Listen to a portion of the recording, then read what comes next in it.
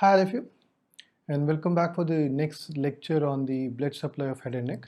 So far we have discussed in general how is the blood supply of head and neck. Then we started with the common carotid and external carotid artery. Then we discussed about the maxillary artery. Now the next very important artery which you have to know is about the internal carotid artery. Okay, so today we'll be discussing about the internal carotid artery as the entire course. Okay, now let us see. Okay, the problem with internal carotid artery is that when it enters into the brain or the cerebral part is where different students has got this confusion. So I'll be explaining with diagrams. Okay, from the neck, from where it originates till the brain. Okay, and the entire course will be explained. So let us start right away. So as you know, the first thing, what was it? It's a branch of the common carotid artery. And where does it branch? That is also very, very important. It branches at the upper part of, upper part of thyroid cartilage. Thyroid cartilage, upper part of thyroid cartilage at the level of C3, C4, the third and the fourth cervical vertebrae, C3, C4. So upper level of thyroid cartilage, and when you see from behind, it is at the level of C3, C4. That is where it originates or it branches. Okay.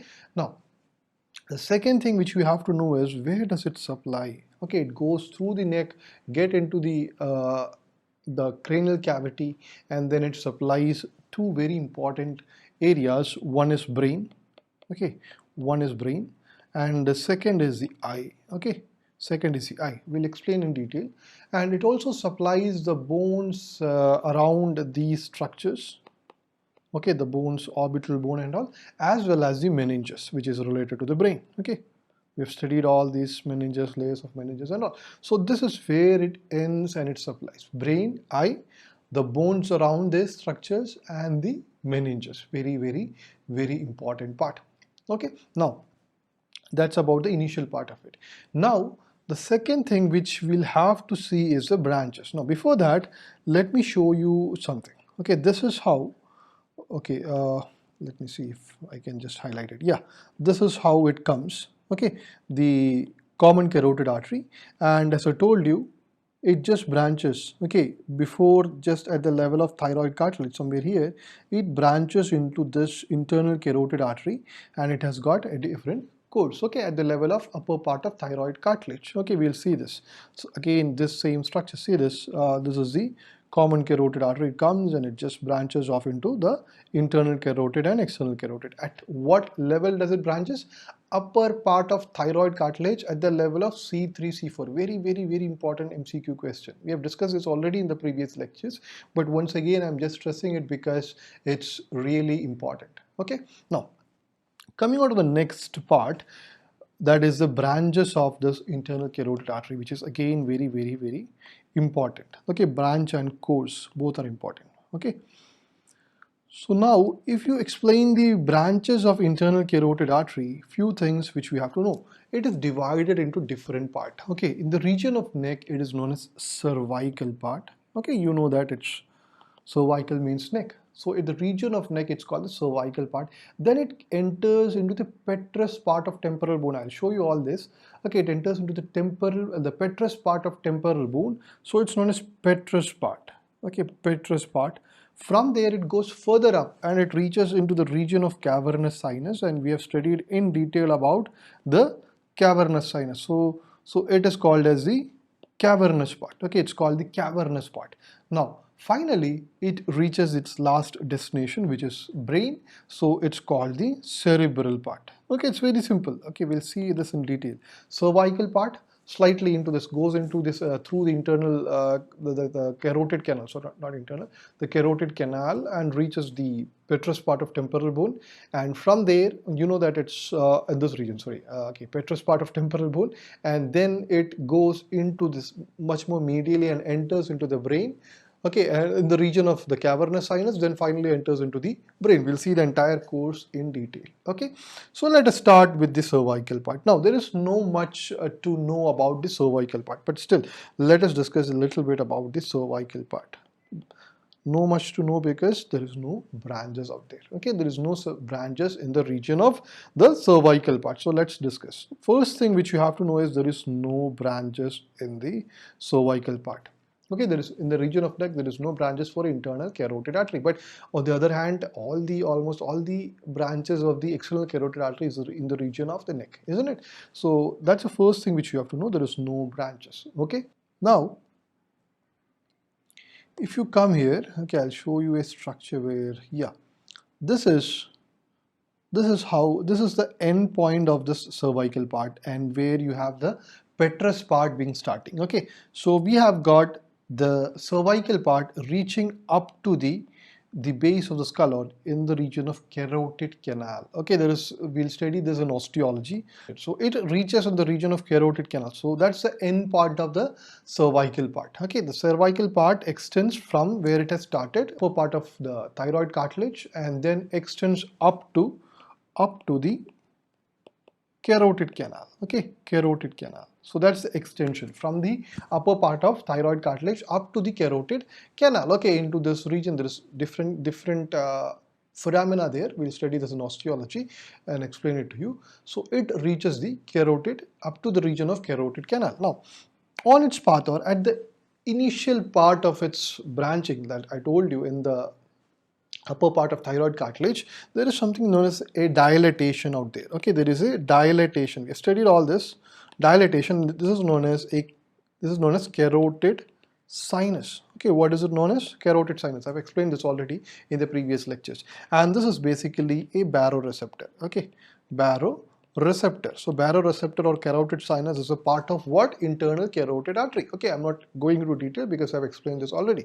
So it's the dilatation at the initial part of this internal carotid artery, which is known as carotid sinus, and it is a baroreceptor. We'll study more detail about this in physiology. Okay, now the second thing is that we've already studied the anterior triangle, isn't it? The anterior triangle. So the anterior triangle, we have discussed that it has got a carotid triangle and it has got a digastric triangle, isn't it? Now, you know, the contents of, when we studied about the contents of this carotid triangle and digastric triangle, we studied that it contains both the external carotid and internal carotid arteries, isn't it? So just going back, just if you have not gone through it, go through it. Okay, so now, so where it is going, it's just started. Okay, and it has to reach where? It has to reach the carotid canal. So it is passing through initially the carotid triangle, then it going up into the region of the digastric triangle. Just imagine, imagine we have studied about all these structures, isn't it? So that is how it goes. Initially in the carotid triangle, then into the, goes much more onto the sides into the region of the digastric triangle. Okay, so its lower part is in the which triangle? The lower part is in the carotid triangle, and the upper part, okay, the upper part is in the which triangle? It is in the digastric triangle. Okay, digastric triangle. So that is how it goes. Now, one more thing you have to know here is the lower part is much more superficial. Okay, a little bit in detail. Lower part is much more superficial. You can see it's like much more superficially going. But when it goes into the upper part, into the digastric triangle, it becomes much more deeper and non-palpable. Okay, it goes much more deeper into the digastric triangle because it has to reach where? Where it has to reach? It has to reach the carotid canal. Okay, it has to reach the carotid canal. So this is the basic course of this particular internal carotid artery in the cervical region. No branches. Okay, and it has got that dilatation. The carotid sinus goes up. The lower part in the carotid triangle, upper part in the digastric triangle. Okay, the lower part is much more superficial, upper part is much more deeper, and now it reaches the carotid canal.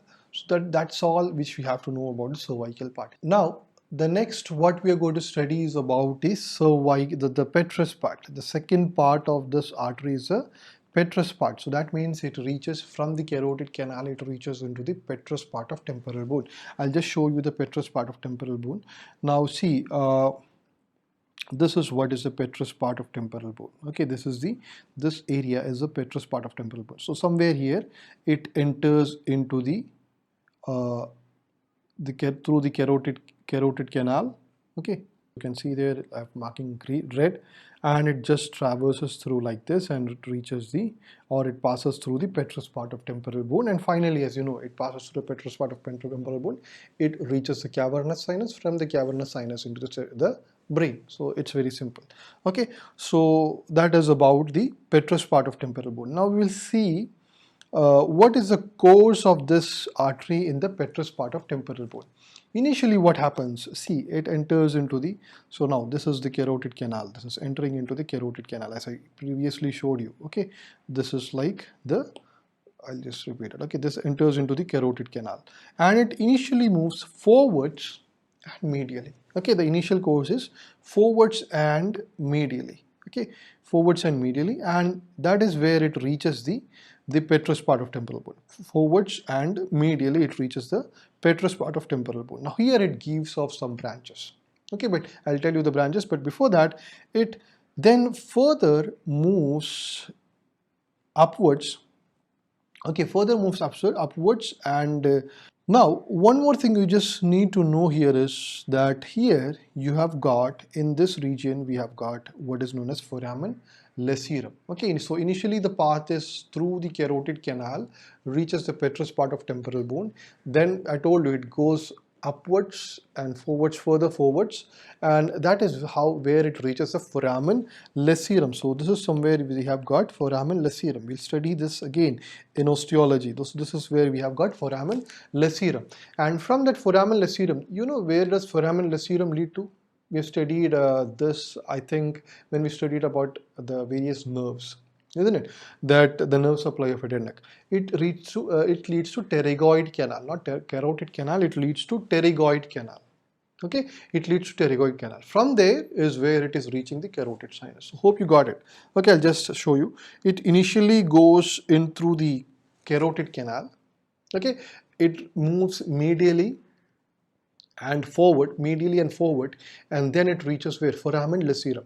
Enters into the foramen lacerum, it goes further, reaches the pterygoid canal. We have studied nerve of pterygoid canal, isn't it? It reaches the pterygoid canal. From that pterygoid canal, it moves on to the middle cranial fossa, where we have got the cavernous sinus. From the cavernous sinus, transversing through the cavernous sinus. We have studied internal carotid artery passes through the cavernous sinus, isn't it? So through the cavernous sinus, it reaches the base of the brain. Okay, because if this is the cavernous sinus, for example, we have got the brain out here. So it reaches the base of the brain, from where it has got the cerebral branches. Hope you got it.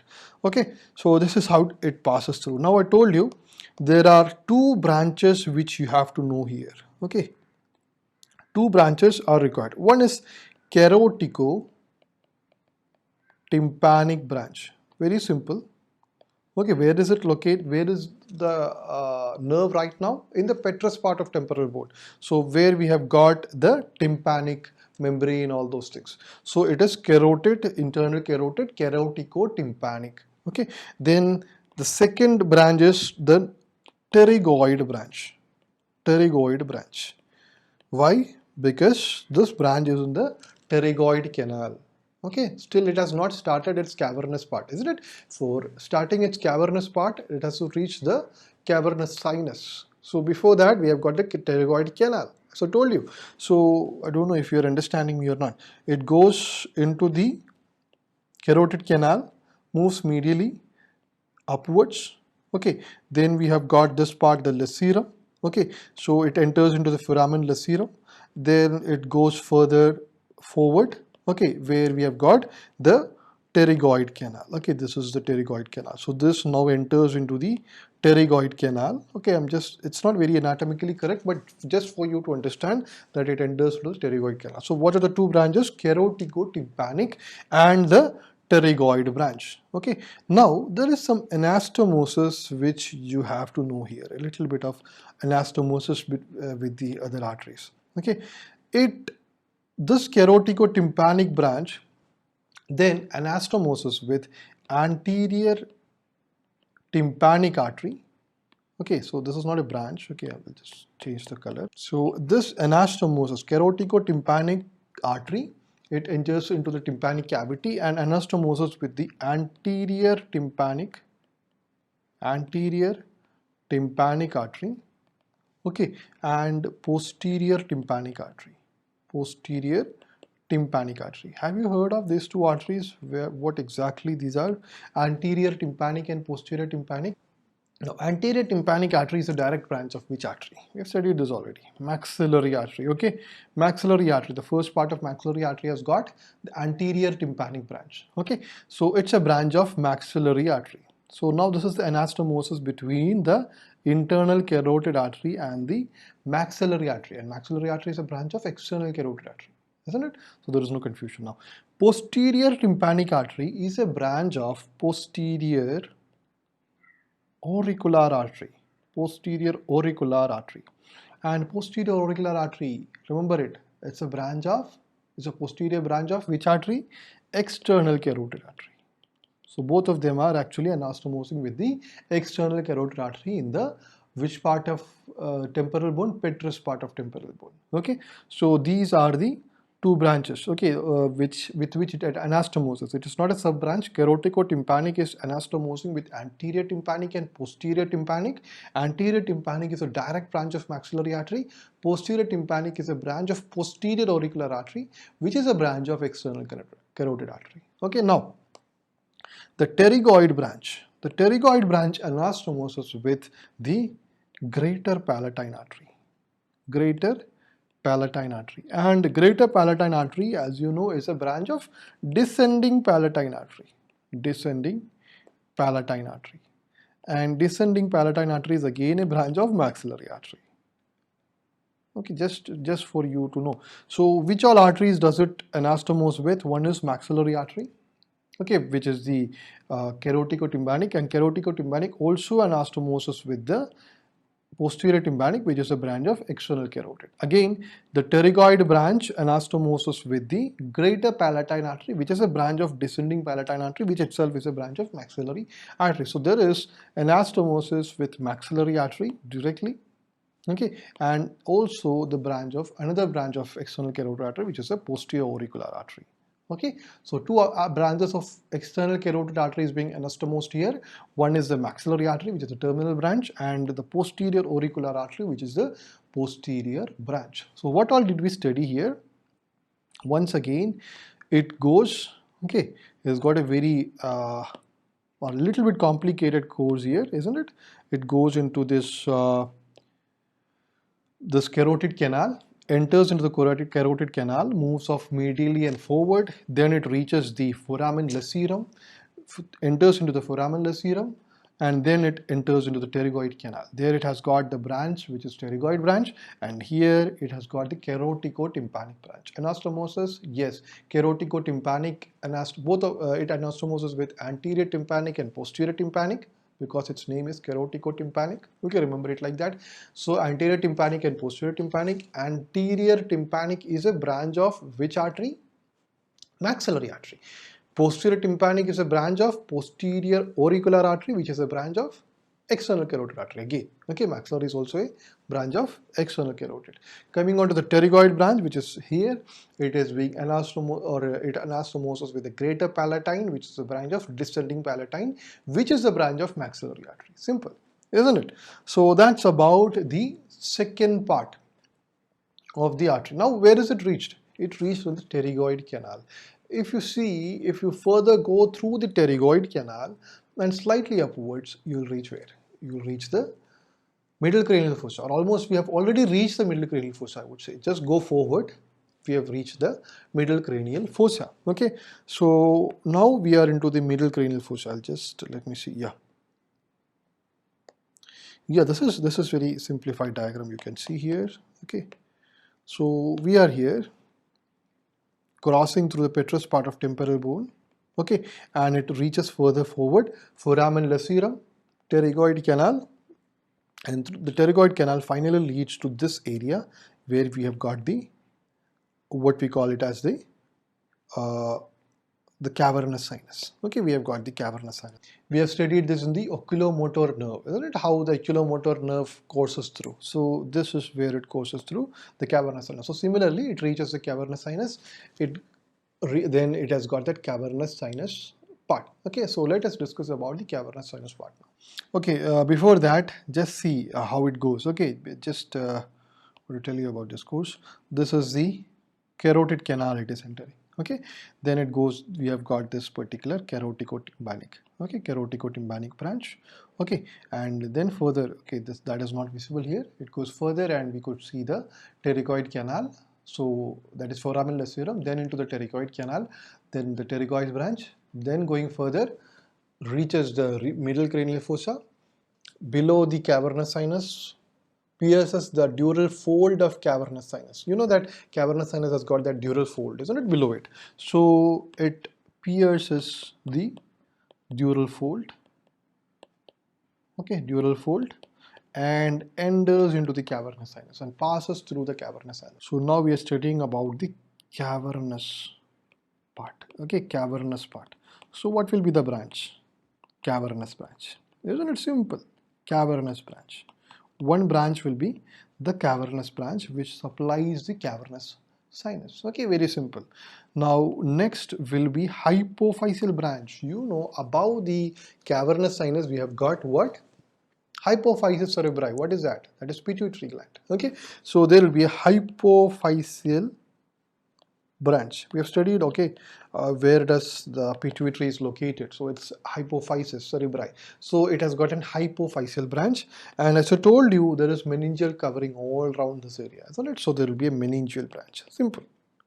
Okay, if you know where exactly this location is, it's very simple. So it's going through the cavernous sinus, so there is cavernous branch. Okay, then it's again piercing the dural fold, so there will be a meningeal branch, meninges. Then it has supplying the structure above it, which is hypophysal branch or the hypophysis cerebri or the pituitary gland. Okay, simple. Three branches: cavernous, hypophysal, and meningeal. Okay. Now, one more thing I just want to tell you. They tell this cavernous branch, it's a special name given, that is Bernasconi, the branch of Bernasconi. Okay, Bernasconi and Cassinari, very funny name, Cassinari. Okay, Cassinari, Bernasconi and Cassinari is the name of this cavernous branch. Okay, the other name for cavernous branch is Bernasconi and Cassinari. Okay, now then okay, this one, okay, one more thing. This cavernous branch also supplies the trigeminal ganglion. Is there any confusion here? No, we have studied the location of trigeminal ganglion in relation to what? In relation to the cavernous sinus. So definitely the trigeminal ganglion is there in that particular Meckel's cave, very much closely related to this cavernous sinus in the middle cranial fossa, isn't it? We have studied that. So it has to supply the trigeminal ganglion as well. Okay, so that is about the cavernous branch. Then when we studied about hypophysis, like pituitary gland, we studied that it is supplied by superior and inferior hypophysal artery, which is a branch of internal carotid artery. So now you understand how this internal carotid artery and superior and inferior hypophysal artery comes. Okay, superior and inferior hypophysal arteries. We've studied this in detail. We've studied where it goes and what happens. There is how the hormones are coming from the hypothalamus and how these arteries are connected to hypothalamus and all is being studied, isn't it? So that is about the hypophysal branch. And finally, no doubt there is meningeal branch, so it supplies the meninges. No, there is no much to know about this. So now we are in the cavernous sinus. Now, above the cavernous sinus, we have got the pituitary, and you know that very next to the pituitary there is hypothalamus and the cerebrum, cerebellum, all those branches, or especially the areas of cerebrum. Okay, so now it enters into the cerebral part. Okay, so that is what we are going to study next, the cerebral part. Okay, and here it is. We have studied this a little bit when we discussed about the circle of Willis. Okay, so it's the same branches here, but circle of Willis is a connection of vertebral artery and the internal carotid artery. So vertebral artery won't be discussed here. It's basically the the internal carotid artery, which will be much more detailed discussed here. Okay. Now, okay, this just see this course. This is the course of the internal carotid artery. Okay, it comes here. Okay, the external is divided already. Internal carotid, as I told you, it enters into the carotid canal. Okay, and then it finally passes through the foramen lucidum, pterygoid canal, and finally reaches the cavernous sinus here. Okay, and it goes further. It reaches the optic chiasma. Okay, optic chiasma. This is the region where you have got this optic chiasma. Okay, just imagine this is the way you've got optic chiasma, and optic chiasma is what?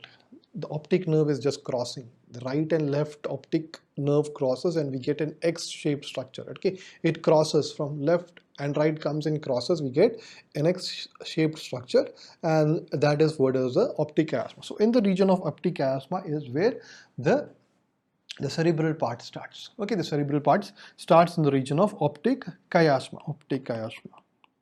And optic chiasma is nothing but, let's say, it's where the optic nerve crosses. Simple. Okay, now we have got the branches. This is one side they are representing. There is bilateral branches. Okay, we'll study that. Now from there we have got the different branches. One is ophthalmic artery, anterior cerebral artery, middle cerebral artery, all those. Okay, anterior choroidal artery. So this is the lateral view. I'll tell you this. Okay, if you come here, okay, this is much better representation. Okay, now forget about these two arteries, the basilar and vertebral. So you know that vertebral artery, so it is coming from backside. Okay, it is like it's a base of the brain being kept, and this is both sides being described. Okay, it is like I can't explain you on this picture. It is like on top of, we have got the brain here like this. Okay, and this is explaining it on the two sides. Okay, this is how it comes and just supplies spreads into both sides. So this is being explained. This is one side and this is the other side. So onto the two sides it spreads up below the brain. Okay, it just spreads like this. So far we were there in the cavernous sinus. So it comes up, it spreads onto the two sides like this. So this is what they are explaining about. So let us see what are the branches. Now, before going further, I'll tell you there are, one is it's further divided into three large branches and two short branches, okay, or two small branches. The cerebral part is divided into three large branches and two small branches. What are they? The three large branches or three terminal branches, the last part. Okay, the three terminal branches, one is ophthalmic artery. So we studied it supplies eye, isn't it? It supplies eye. So this is how it supplies the eye, through the ophthalmic artery. The second is anterior cerebral artery. Now where is it? Where are we now? We are in the region of cerebrum, isn't it? Just this part, below this part. Okay, this part. So it's anterior cerebral artery. Okay, then we have got something known as middle cerebral artery. Do we have posterior cerebral artery? No, posterior cerebral artery is a branch of basilar artery, which is a branch of the vertebral artery. Okay, so there is no posterior cerebral. Okay, it's supplying the cerebrum, different parts of cerebrum, but it is only that anterior cerebral and middle cerebral. So these are the three large branches or the three terminal branches. Now, there are two small branches. Which are they? One is posterior communicating artery. So this is communicating with what? The vertebral artery. Okay, this is communicating artery, the posterior communicating artery, that is, it is posteriorly communicating with the basilar artery. Okay, we'll see this, posteriorly communicating with the basilar artery. So that's called the posterior communicating artery. Then we have got an anterior choroidal artery. Okay, choroidal plexus.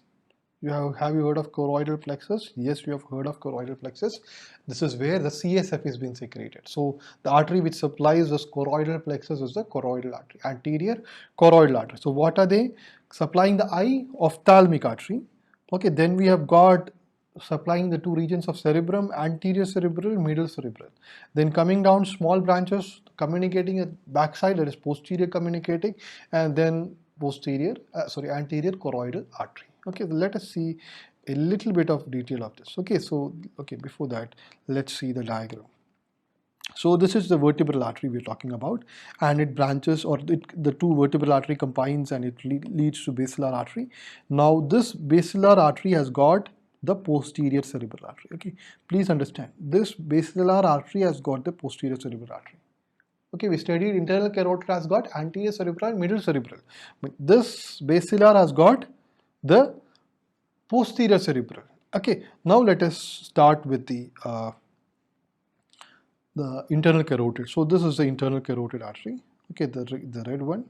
Okay, now it branches. As I told you, one will be the end part, that is anterior cerebral. Okay, in the region of anterior part, we have got anterior cerebral artery. Okay, then we have got the middle cerebral artery. This is the middle cerebral artery. Okay, middle cerebral artery, and finally this is the posterior communicating artery. This is what I was telling you. The posterior communicating artery communicates with the posterior cerebral artery, which is a branch of basilar artery. Okay, so this is the basilar artery. So once again, so where we have got the anterior cerebral artery, then we have got middle cerebral artery, posterior communicating artery, which is communicating with the posterior cerebral artery. Now, one more thing there is which we have to know here is that we have got the anterior communicating artery, which communicates with the two anterior cerebral arteries. Two anterior cerebral artery, it is communicating in this region. Okay, in the anterior communicating artery. It's actually not a branch, it is just a communicating artery between the branches of the carotid artery, internal carotid artery. So we have got internal carotid artery, which has branches into anterior cerebral, and this two anterior cerebral on either side is being communicated by the anterior communicating. Going back, middle cerebral, which is the largest branch. This middle cerebral artery is the largest branch of the internal carotid artery. Then going further back, we have got the posterior communicating artery, and that is where we see the circle of Willis being formed, isn't it? So we have studied this already. So these are the major branches of the internal carotid artery. Okay, and yeah, I didn't show you the anterior choroidal artery. I'll just show you that also. Anterior choroidal artery, which is this artery. Okay, this is the anterior choroidal artery. You can see here it goes and supplies the choroidal plexus. Now a little bit about the supply of, or the how it which all regions does these arteries supply, a little bit. Okay, I'm not going into too much. Ophthalmic, very clear, there is no doubt, it supplies the eye. Okay, it supplies the eye and the bone around the eye, the orbital bones and all those things. Ophthalmic artery. Then the second we studied anterior cerebral, isn't it? Anterior cerebral artery. Now this anterior cerebral artery, note that it supplies the internal capsule and basal ganglia. Now these are complicated terms, but not much. If you have cerebrum here, the messages from the cerebrum or to the cerebrum is being carried through a group of nuclei. First, we have at the below, imagine the 2 points here, okay, two connecting points here, that is known as basal ganglia. So through that basal ganglia, it first, like, you know what is nuclei? Okay, so collection of cell bodies. So there is a collection of nuclei which is called the basal ganglia. Above that, we have got another group of collection of nuclei which is known as the internal capsule. Okay, so these are the this is where this anterior cerebral artery supplies. Now if you go on to the middle cerebral artery, the third part, middle cerebral artery, it also supplies the internal capsule and basal ganglia. Okay, it also supplies the internal capsule and basal ganglia, not much into this. Okay, internal capsule and basal ganglia, and it also supplies the, you know that it goes into the sides, so it has to supply the temporal part of the cerebrum. Okay, the cerebrum has got different parts: the temporal part, the parietal part, and the frontal part. So all these three parts are supplied by the middle cerebral artery. Which are they? The temporal part of cerebrum, the parietal part of cerebrum, and the frontal part of cerebrum. And you know that this middle cerebral is the largest branch, so definitely it has got multiple supply. One is internal capsule and basal ganglia, plus it has got temporal, parietal and frontal lobes of cerebrum. So these are three major branches. Okay, then we studied two small branches. One is posterior communicating, so it is just the communicating artery with the posterior cerebral, and finally we studied anterior choroidal. Okay, anterior choroidal artery, which supplies the choroidal plexus. And what is choroidal plexus? Choroidal plexus is there in this ventricles of the brain. Okay, and in that ventricles we have got the CSF being produced by this choroidal plexus. So this are being supplied by anterior choroidal artery. And one more thing. Okay, before that, posterior communicating artery, you have to know one more thing. Posterior communicating artery also supplies the hypothalamus and hypophysis, which is pituitary. Okay, so this again, posterior communicating is all artery is also supplying the hypothalamus and hypophysis. Okay, so that's the end of the cerebral part. Okay, it's very simple. If you know, I'll just quickly go through it. The neck part, not much to learn. We have got direct branching at the upper part of thyroid cartilage. It goes. We have got a carotid sinus out there, and which is a baroreceptor, goes up. Okay, in the carotid, in the region of carotid triangle, then goes deeper in the region of digastric triangle, enters into the carotid canal.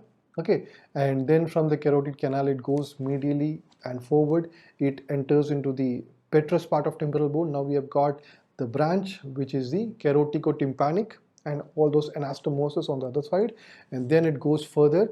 We have already reached in this part. Okay, so we have reached here in the region of petrous part of temporal bone. It goes further upwards, reaches the foramen lacerum.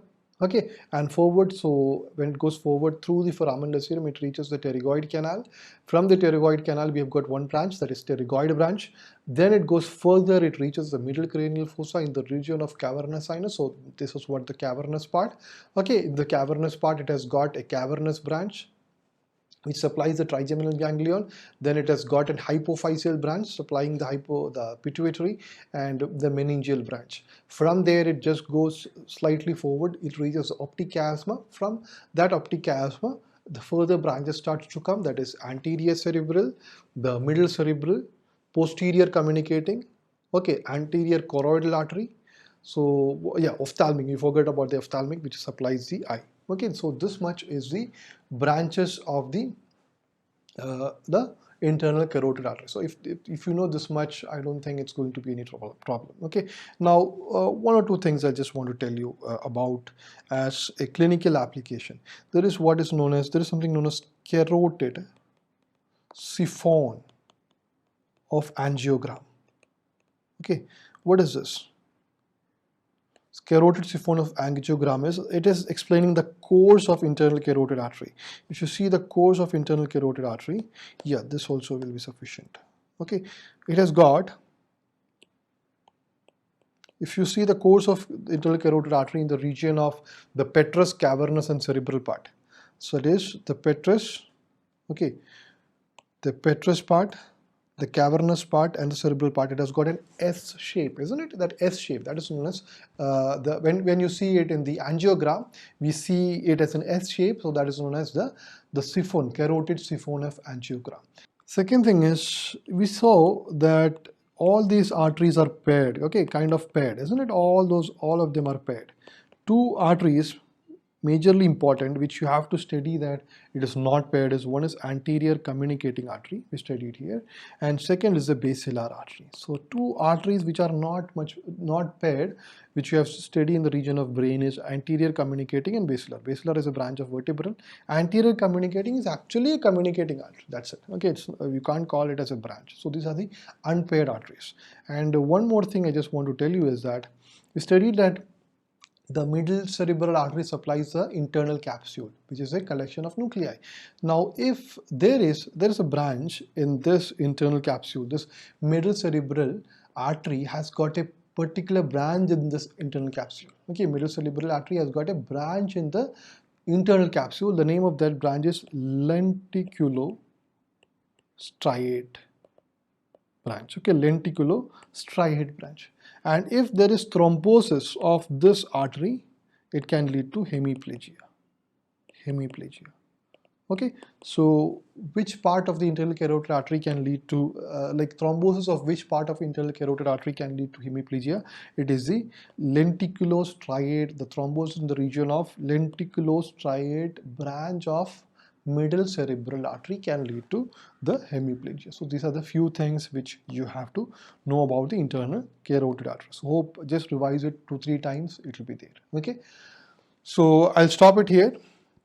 Hope we have completed the blood supply of head and neck. Okay, if you want me to describe any other small arteries anywhere, you can just tell me, we'll finish it off. Okay, so that's it. See you in the next session. Goodbye.